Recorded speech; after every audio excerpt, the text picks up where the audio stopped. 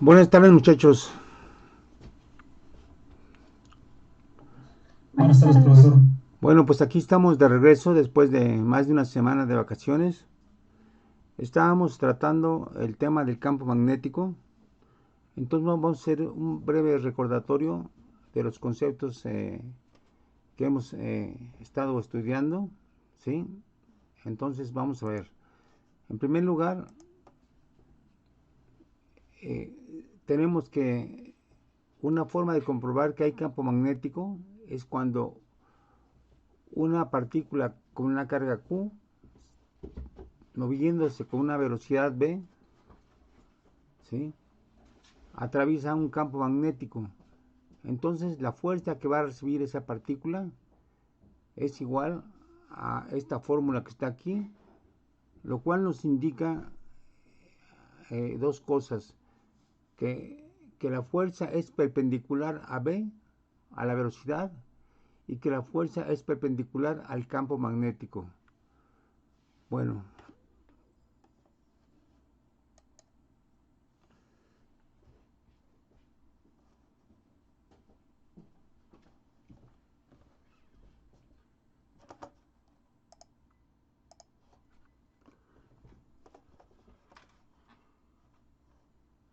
bien.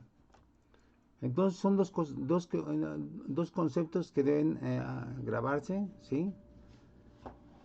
Pero aquí hay una cuestión que desde el punto de vista de la física es de la mecánica es muy interesante, que si la fuerza es perpendicular a la dirección del movimiento de la carga, entonces esa fuerza no produce, eh, no agrega trabajo al movimiento de la partícula.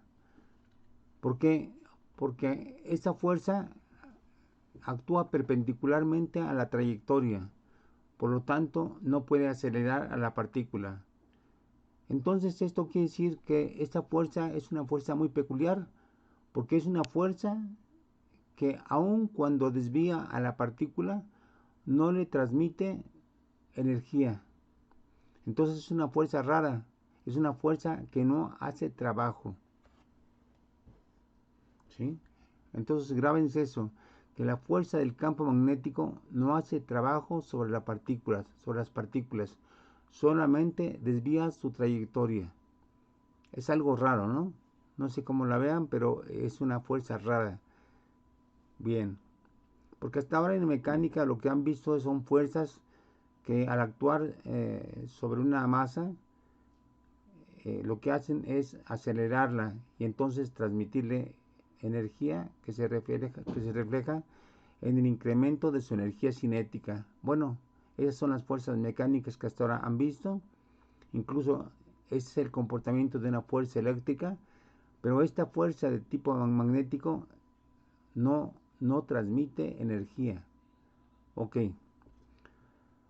bueno, otra cuestión.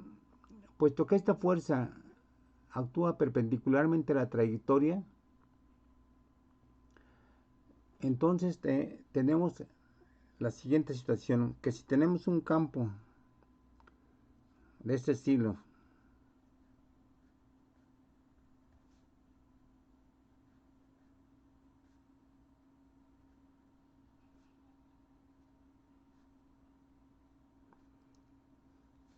vamos a recordar, estamos haciendo un recordatorio rápido de lo que estábamos viendo antes de vacaciones.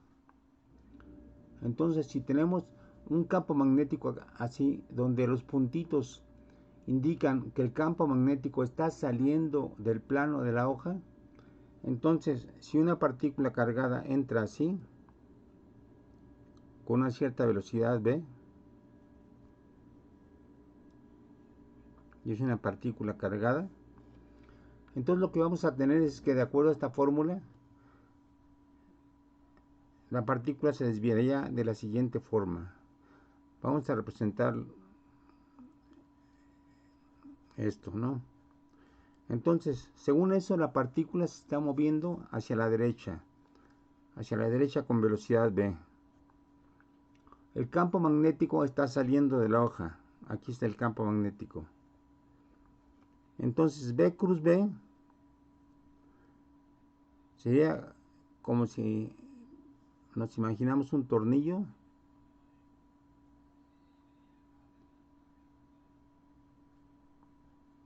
¿sí?, el cual estamos rotando en esta dirección. Si el tornillo lo estamos rotando en esta dirección, ¿hacia dónde se va a mover el tornillo?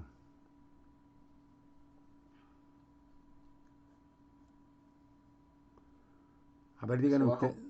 ¿hacia abajo? Ok, hacia abajo. Bueno, entonces la fuerza iría hacia abajo. Así sería la fuerza. Entonces esta partícula sentiría una fuerza así, y por lo tanto la trayectoria de la partícula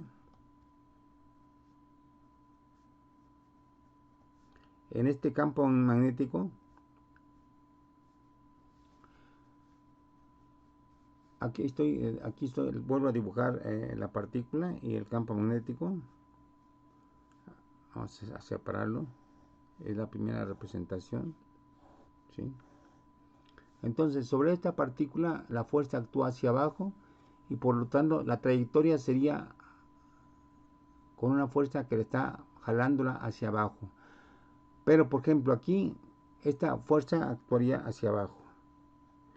Y a medida que se desplace la partícula, pues tendríamos la misma situación, que la fuerza apunta así. Y si va para acá, la fuerza apunta así, siempre perpendicularmente al movimiento de la partícula. Y entonces si la fuerza está actuando siempre en dirección perpendicular a la trayectoria, entonces la trayectoria pues se asemeja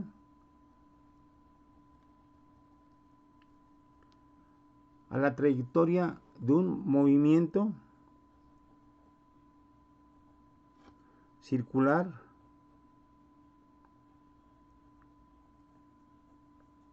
uniforme.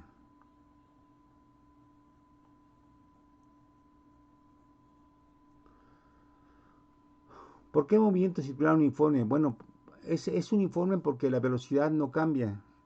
Entonces la velocidad en magnitud no cambia, ¿sí?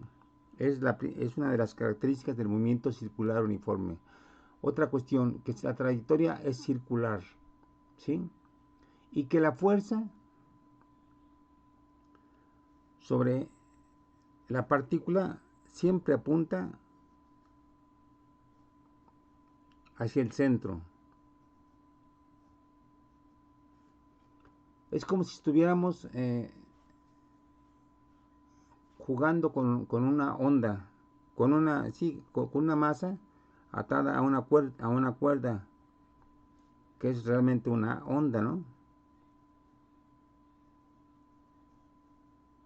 ¿Sí? Entonces, este sería el movimiento, ¿sí? Una fuerza que es constante. ¿Por qué es constante? Porque la carga es constante, porque la velocidad es constante, porque el campo es constante, entonces la fuerza es constante, pero siempre perpendicular a la trayectoria, es decir, totalmente análogo a un movimiento circular uniforme, ¿sí? Esto cuando el campo es constante. Ahora, lo que vimos también a propósito de esto es que si queremos imprimirle mayor velocidad a la partícula cargada, entonces tendremos que recurrir no al campo magnético, porque el campo magnético no le puede dar energía, sino que si recurrimos a un arreglo de campo magnético,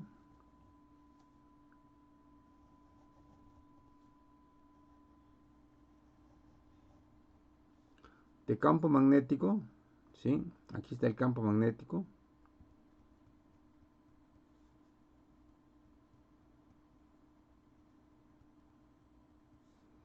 Y al mismo tiempo a una diferencia de potencial entre estas dos regiones, ¿sí?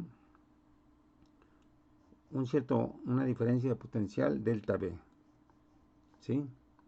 Entonces, si aquí hay una distancia D, pues entonces, de acuerdo con lo que hemos visto cuando analizamos el comportamiento de un condensador, el campo que se va a crear va a ser igual a la diferencia potencial entre la distancia, ¿sí? Entonces aquí, por ejemplo, si el campo apunta, si la partícula es positiva, ¿sí? Entonces vamos a tener que aquí vamos a tener cargas positivas que repelen a la partícula cuando entra a esta región de campo y la empujan hacia acá, le proporcionan una fuerza, ¿sí? Pero en este caso es una fuerza eléctrica, porque está fuera de la región del campo magnético. Por lo tanto, en esta región, la partícula que entró aquí y luego hizo un círculo y luego salió de la región de campo magnético para entrar a una región de campo eléctrico. Entonces ahí en esa región de campo eléctrico sí va a recibir una energía. ¿Por qué? Porque el campo eléctrico actúa en la dirección del movimiento de la partícula. Por lo tanto, le cede trabajo, le cede energía que se refleja como un aumento en su energía cinética. ¿Sí? Bueno, es con esta combinación de campo magnético y campo eléctrico como logramos que en esta región la partícula experimente una aceleración. Entonces tiene aquí una cierta velocidad inicial, en este punto tiene una velocidad final producto de la aceleración, y entonces aquí entra ya con una mayor energía cinética. Habíamos visto también que de acuerdo a las leyes del movimiento circular uniforme tendríamos esto, ¿sí? Que si la fuerza magnética es igual a Q por BB, aquí estamos suponiendo que el campo magnético es perpendicular a la velocidad, ¿sí? Entonces por eso ponemos este producto escalar, y este va a ser igual, según las leyes de la mecánica, a mv cuadrada entre r. Por lo tanto, de aquí concluimos que el radio va a ser igual, ¿sí? A que vamos a tener esto aquí, aquí una B, entonces va a ser, el radio va a ser M, MB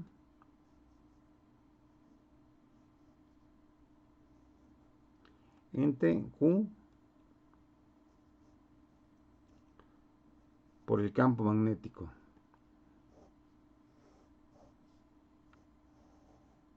Despejando a R, ¿sí? Entonces, ¿qué se concluye de esto? Que el radio de la trayectoria en un campo magnético es proporcional a su velocidad. Por lo tanto, si la partícula al ir de este punto a este punto aumenta su velocidad, pues entonces el radio de su trayectoria, que es proporcional a la velocidad, pues va a aumentar. Entonces, si aquí era el círculo original, aquí va a modificarse el círculo y va a aumentar. Fíjense cómo aquí hay un radio que tiene un cierto valor, y aquí el radio de su trayectoria cambia, aumenta de hecho. ¿Por qué? Porque aumentó su velocidad, ¿sí? Bueno, entonces, cuando vuelve a salir al campo eléctrico, si cambia la polaridad del voltaje para que cambie la polaridad del campo eléctrico, entonces va a recibir también otro empujón por la fuerza eléctrica, y entonces otra vez al llegar a este punto va a llegar con una velocidad aumentada, es decir, producto de la aceleración que experimentó en esta región, y entonces al salir con otra velocidad mayor va a aumentar otra vez su radio, ¿sí? Y entonces mientras más vueltas dé, su velocidad va a ir aumentando progresivamente debido a la dosis de energía que recibe en la zona de campo eléctrico, ¿sí? Bueno, este es este arreglo que aquí estamos presentando en forma muy esquemática es lo que se conoce como un acelerador de partículas, ¿sí? Como ven, su diseño teórico es muy sencillo, ¿sí? No es más que la combinación de la acción de un campo magnético más la acción de un campo eléctrico, un voltaje que está cambiando en cada ciclo, en cada medio ciclo, y eso finalmente nos puede producir velocidades muy altas. Ahora, ¿para qué queremos producir una partícula de velocidades muy altas? Pues entre otras cosas, para ver qué ocurre cuando esta partícula que sale, que sale de este acelerador, pero sale con una velocidad bastante alta.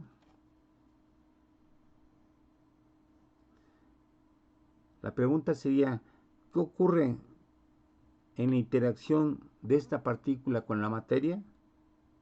¿Sí?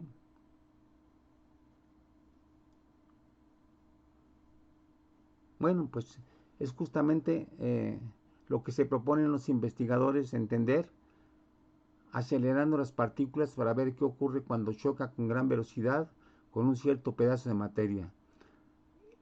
Cuando vimos en la parte de energía eléctrica y de movimiento de partículas que chocan con la materia bajo la acción de un fuerte campo eléctrico, lo que vimos es que entre otras cosas se producían aquí rayos X. Rayos X debido al choque de electrones o protones contra la materia.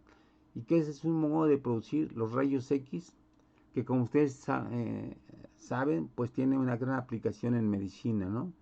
En medicina y en ingeniería también para investigar, por ejemplo, si dos metales que se han soldado tiene su soldadura muy bien hecha o si presenta huecos, por ejemplo.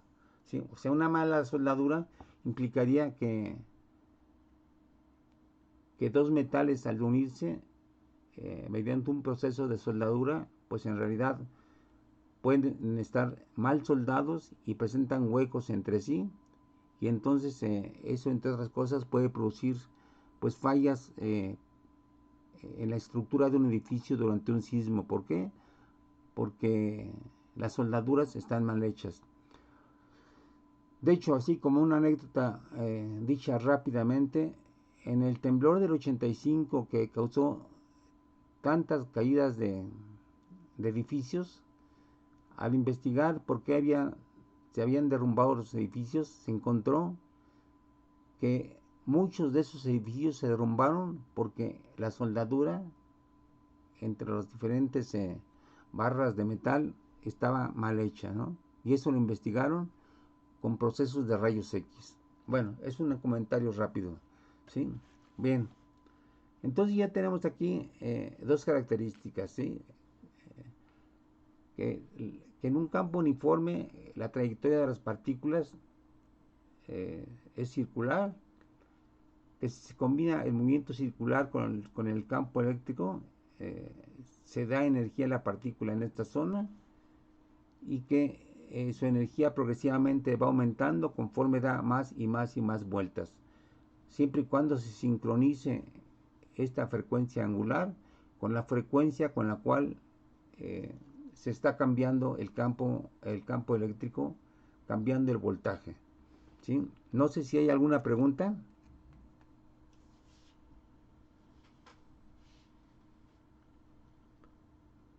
¿Alguna duda? Bueno,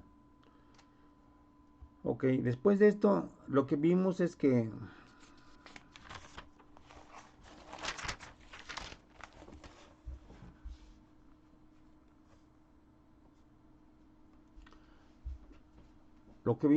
si tenemos un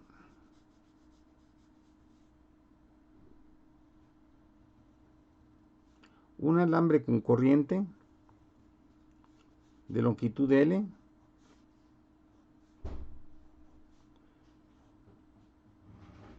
y con una corriente I,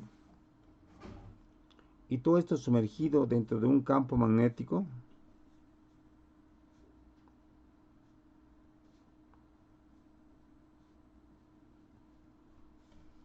Entonces el alambre con corriente, como el alambre está hecha de pequeñas cargas que tienen velocidad, entonces cumplen la condición para que exista una fuerza sobre esas cargas. Entonces, dado que un conductor está hecho de pequeñas partículas moviéndose lentamente, como vimos cuando vimos en la corriente, empezamos a estudiar el fenómeno de la corriente, que las partículas se mueven con una velocidad vd, ¿sí? Entonces las partículas, al estar moviéndose con una cierta velocidad dentro de un campo magnético, bueno, de la misma forma, B cruz B, si está aquí B y aquí es B, entonces B cruz B nos daría una fuerza hacia acá, B cruz B, ¿sí? Pero son millones y millones y millones de partículas.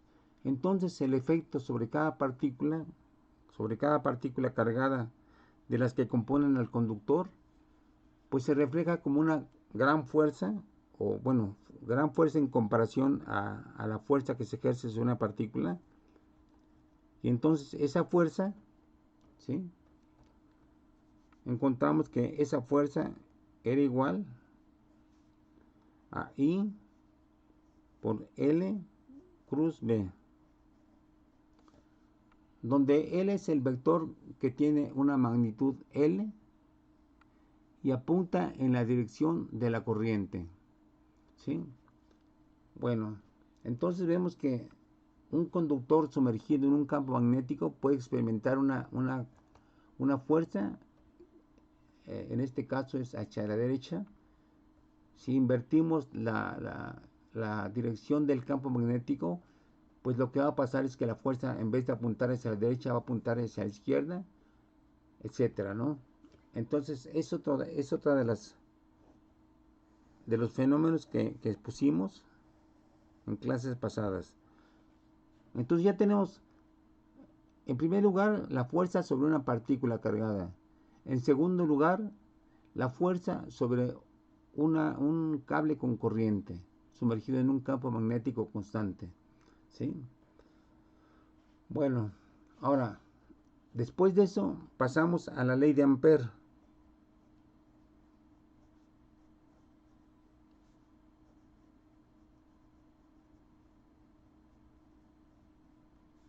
¿Sí? Bueno, fíjense que aquí, hasta este punto en que hemos analizado las fuerzas sobre una partícula o sobre un cable con corriente, no nos hemos preguntado sobre cómo se genera el campo magnético. Nomás hemos expuesto los efectos del campo magnético sobre cargas individuales o sobre cables con corriente. Pero no nos hemos preguntado sobre cómo se genera el campo magnético. Bueno, el hecho es que, como ustedes saben, Oersted,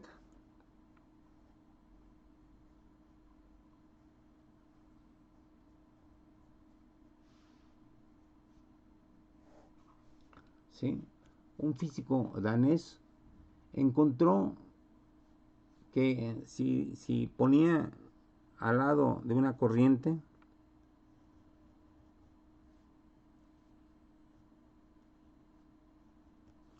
un alambre con corriente, ponía una aguja, digo, una brújula, perdón.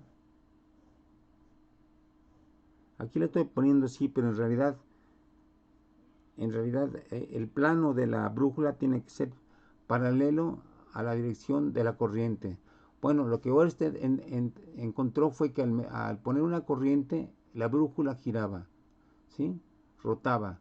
Si cambiaba la dirección contraria de la corriente, si cambiaba la dirección de la corriente, la brújula rotaba en sentido contrario.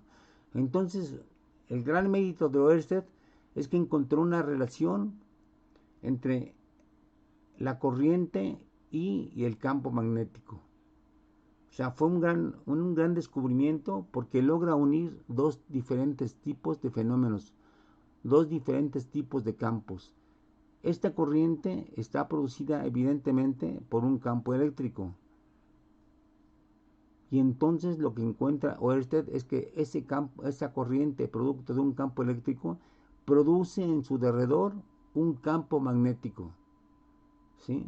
Este fue una de las grandes consecuencias de, de que la pila de Volta, que hemos visto que tiene una construcción muy sencilla, haya sido usada por muchos investigadores de los fenómenos eléctricos y magnéticos, gracias a la facilidad con la cual se podía construir una pila que nos crea corrientes duraderas, ¿sí? Ese fue un resultado que de una u otra forma, se relaciona con la pila de Volta, ¿sí?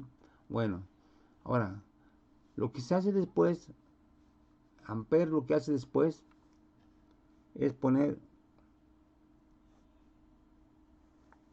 voy a hacer un esquema de lo que encontró Ampère, ¿sí?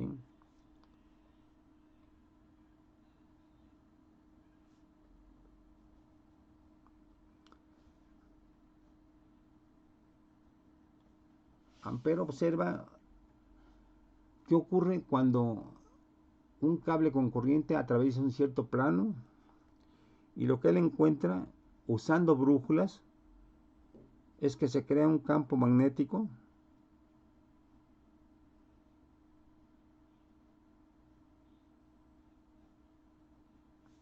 alrededor de la corriente. O sea, el descubrimiento de Ørsted pues fue un poco fragmentario, solamente descubrió que la brújula giraba, pero no dio una expresión matemática a esto. Ørsted, Ampère fue quien hizo este experimento, entre otros investigadores, y entonces este resultado experimental lo llevó a algo que en la física pues es muy bonito, ¿no? Darle expresión a este fenómeno físico, darles una expresión matemática. Entonces la expresión matemática que encontró Ampère es que el campo, punto, la trayectoria que sigue el campo, ¿sí?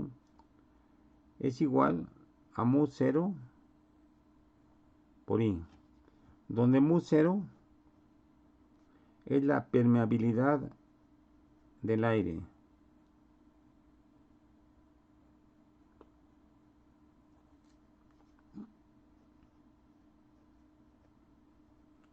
Bueno, de hecho la permeabilidad del vacío, que es muy parecida a la del aire, ¿sí? Entonces, este experimento, pese a sus deficiencias experimentales, ¿sí? Porque recuerden que este experimento que se hizo en 1700, entonces, o sea, en el siglo XVIII, ¿sí? Bueno, lo que permitió fue que, a pesar de lo difícil que era hacer con precisión este experimento, eh, arrojó esta hipótesis matemática que después fue comprobada de muchas maneras. Entonces, esta es la ley de Ampère, y esta integral pues es cerrada, ¿sí? Porque la integral se realiza a través de toda la trayectoria que encierra a la corriente I, ¿sí? Bueno, ahora una aclaración.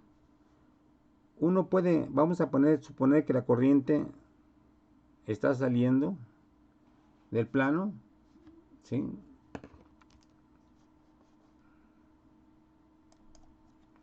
Vamos a suponer que la corriente está saliendo del plano, y bueno, hacemos la integral, pero la integral no tiene aquí, por ejemplo, aquí estamos sugiriendo que la integral es en un círculo, pero de hecho la integral puede ser a través de cualquier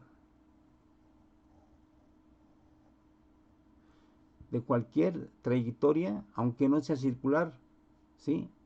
Y también se cumple. Lo que se pide en esta integral es que la trayectoria sea cerrada, O sea, claro que dentro de esas trayectorias cerradas, pues se encuentra la trayectoria circular. Y la trayectoria circular pues tiene la ventaja de que nos permite darnos cuenta de que si es circular, lo que va a pasar de este lado va a pasar de este lado, aunque en otra dirección, ¿sí? Pero de todos modos, la integral de Ampère se aplica incluso aunque la trayectoria no sea cerrada, digo, no sea regular, ¿sí?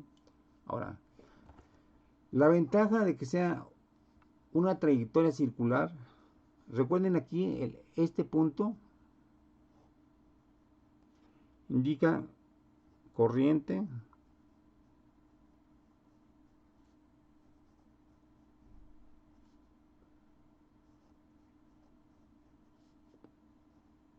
que sale del plano, ¿sí? Pero bueno, también podemos poner una corriente así que sale del plano y que está rodeada de una trayectoria circular. Entonces, el campo magnético sería así, utilizando la regla de la mano derecha, el campo magnético sería así.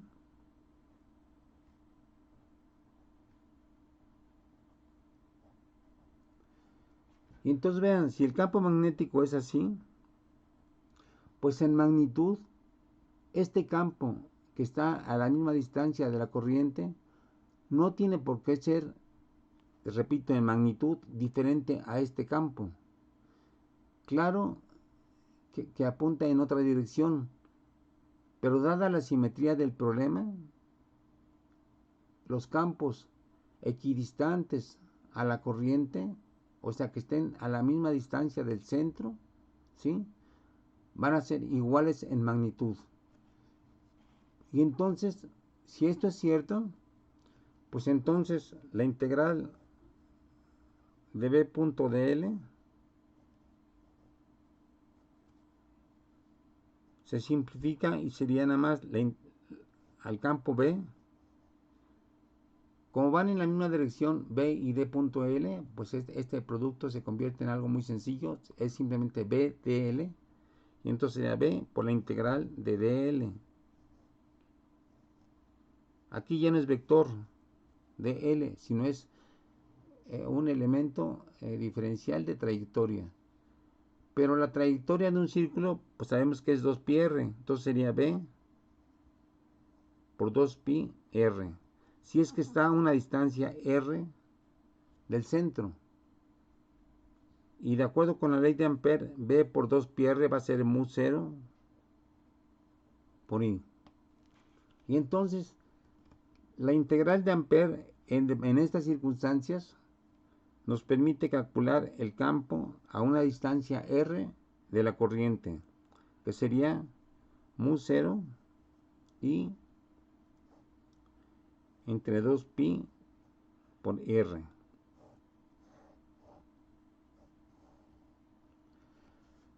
¿Sí? Entonces vean,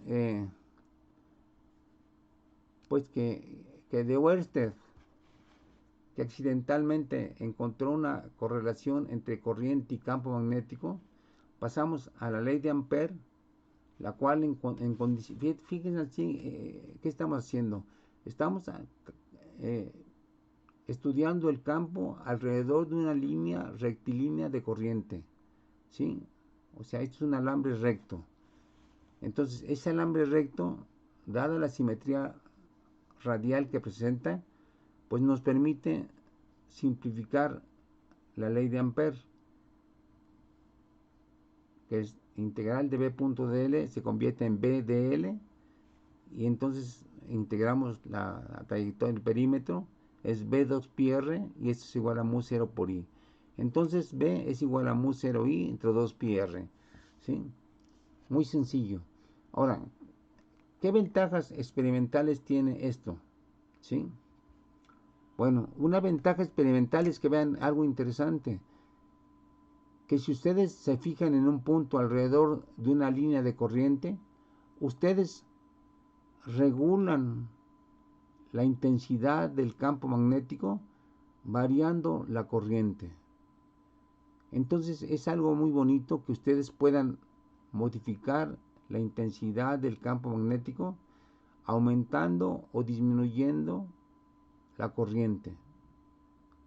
Bueno, aquí la correlación ya es muy matemática entre B y mi y la corriente I es ya muy directa, ¿sí? Bien, entonces aquí vamos a generalizar ya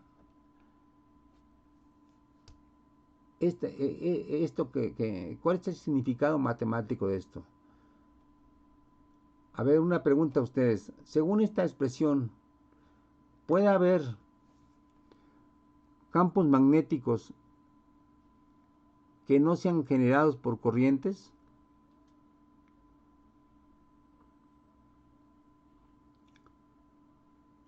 A ver, ¿ustedes podrían mencionar un campo magnético que no haya sido generado por corriente? Los imanes. Los imanes. Bueno, a ver, aparentemente ahí no se ve la corriente, ¿no? A ver, otra respuesta. A ver, ya su compañero dijo, bueno, en los imanes no es aparente que haya corrientes y sin embargo hay campo magnético. Bueno, esa misma pregunta se la hizo Ampère, ¿sí?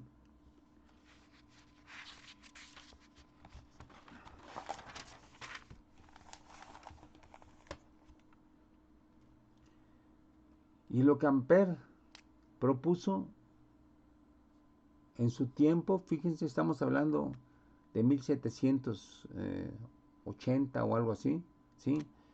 Lo que Ampère propuso es que adentro de los imanes tenía que haber pequeñas corrientes.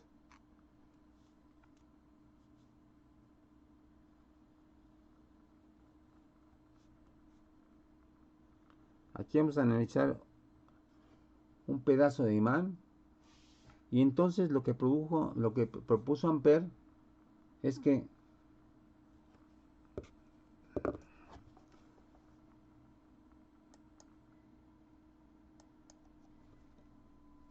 lo que propuso Ampère es que había pequeñas corrientes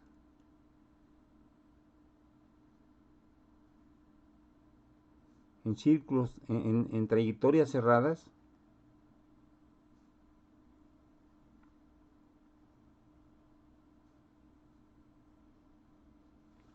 que son las que producían pequeños campos magnéticos.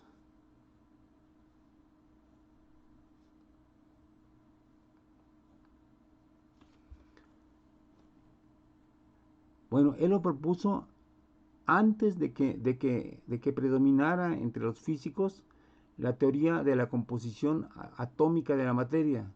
O sea, sin haber sido observado todavía eh, el hecho de que la materia está hecha de átomos y moléculas, las cuales pueden generar corrientes, porque si se dan cuenta, de forma muy simplificada, si tienen un núcleo y un electrón, pues según